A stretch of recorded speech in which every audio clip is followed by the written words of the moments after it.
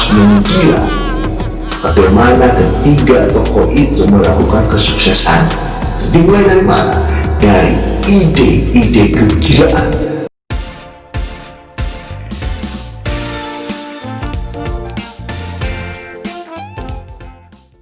Menjadi cerita kita ataupun dorongan saya terhadap teman-teman. Pertama, Bill Gates. Banyak orang menganggap dia ide-ide awalnya sebelum dia merampungkan kesuksesannya, melejit semua kesuksesannya. Tidak sedikit orang yang mencibir, mengatakan ini dia gila. Mungkin juga seperti keluarganya, karena sebelum itu Bill Gates ini seorang yang gemar untuk membaca buku. Pada perjalanan keremajaannya sempat timbul kekhawatiran kepada kedua orang tuanya karena dia sangat proaktif. Sempat dilempar dengan botol dan kuliah di Harvard akhirnya keluar. Banyak orang mengira ini hal yang tidak biasa, tetapi dari situ dia mengembangkan. Ternyata ada ide besar yang dia pendam dan dia gemar untuk ingin menciptakan hobi kegemaran itu. Dari awal dengan menyukai untuk bermain komputer, akhirnya dia menemukan sesuatu hal yang terpenting saat ini, yaitu Microsoft. Begitu besar pasarnya dan sehingga saat ini Microsoft dikenal di seluruh santero dunia. Itulah adalah hal-hal gila dalam sebuah keputusan. Tetapi jangan menggila tetapi ujungnya gila benar, bukan itu maksud saya. Awal keputusan kelihatannya gila, tetapi ternyata bukan sebuah kegilaan. Justru kegilaan itu hanya sebagai dasar keberanian untuk tidak berpikir panjang tetapi mengambil sebuah keputusan penting dan buktikan kesuksesan itu. Seperti halnya Bill Gates, ini menjadi sebuah motivasi penting bagi teman-teman yang ada pada suatu arena bisnis. Yang kedua, Herman David Sanders. Juga ini disangka orang dia idenya ini tidak umum. Bahkan iparnya sendiri menuliskan surat, "Hei Sanders, hanya orang yang jelas pekerjaannya, hanya orang yang jelas usahanya yang bisa mendampingi saudari kami, yaitu istrimu, untuk seumur hidup." Sakit sekali. Ternyata memang jiwa manusia tidak terlepas dari yang namanya uang. Hanya benar juga di depan ada uang abang saya, tak ada uang abang rakyat. Ya, tetapi Herman Sanders ketika dia mencoba beberapa pekerjaan seperti pernah jadi kondektur bus, dia juga pernah menjadi kulis rambutan, menjadi seorang tukang parkir dan banyak hal lain. Bahkan sedikit hal yang dia pernah coba, ingin jadi pengacara tetapi konflik di ruangan pengadilan sehingga profesi itu tidak bisa berlanjut.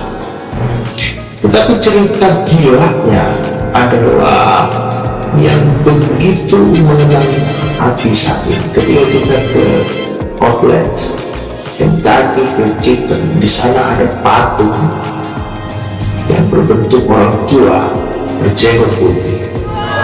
Itu sebuah sejarah bagi KFC bahwa ternyata itu perjuangan Herman David Sanders yang dikenal Colonel Sanders.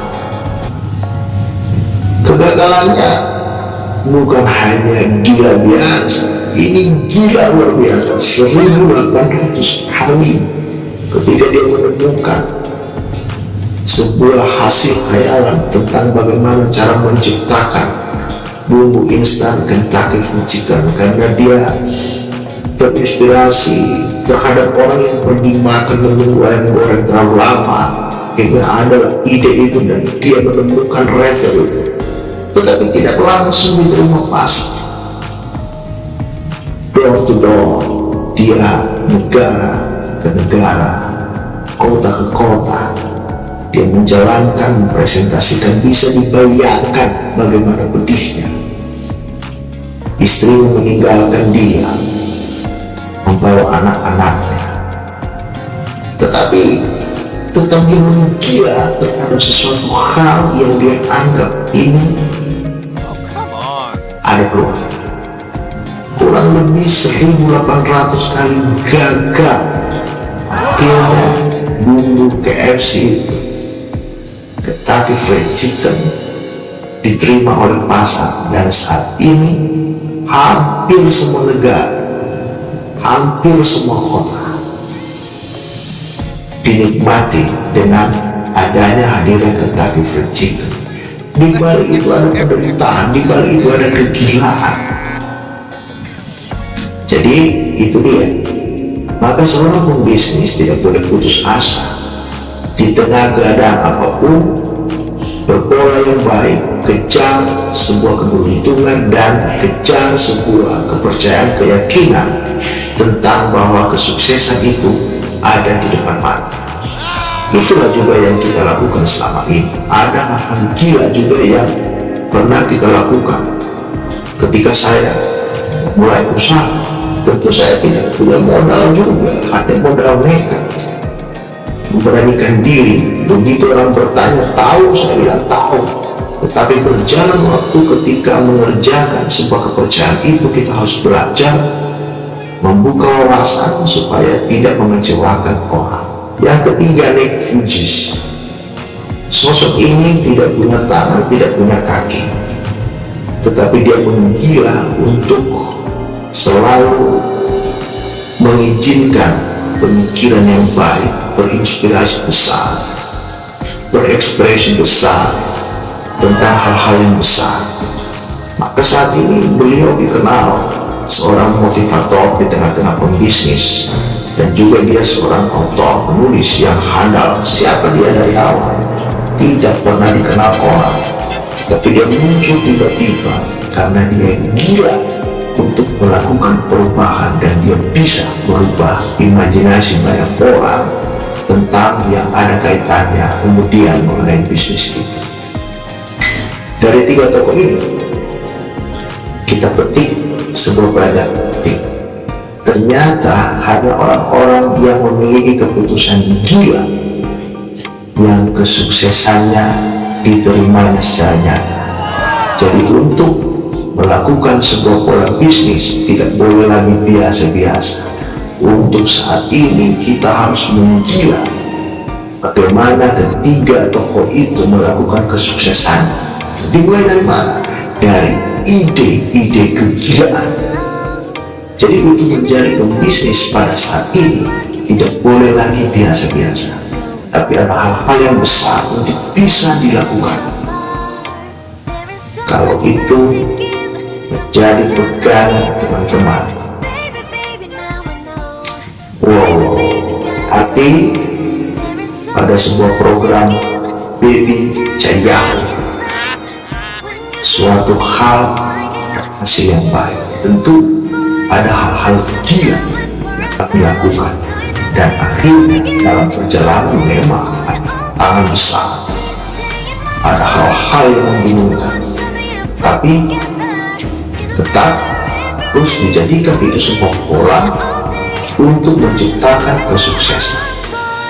Semakin besar harapan, sesuatu hal besar, keberanian untuk mengambil keputusan, maka kesempatan besar untuk menerima kesuksesan itu juga bisa diterima sesuai dengan keputusan besar yang sudah diputuskan. Maka dengan itu, jangan takut untuk mencoba. Bukan coba-coba, jangan takut untuk mencoba.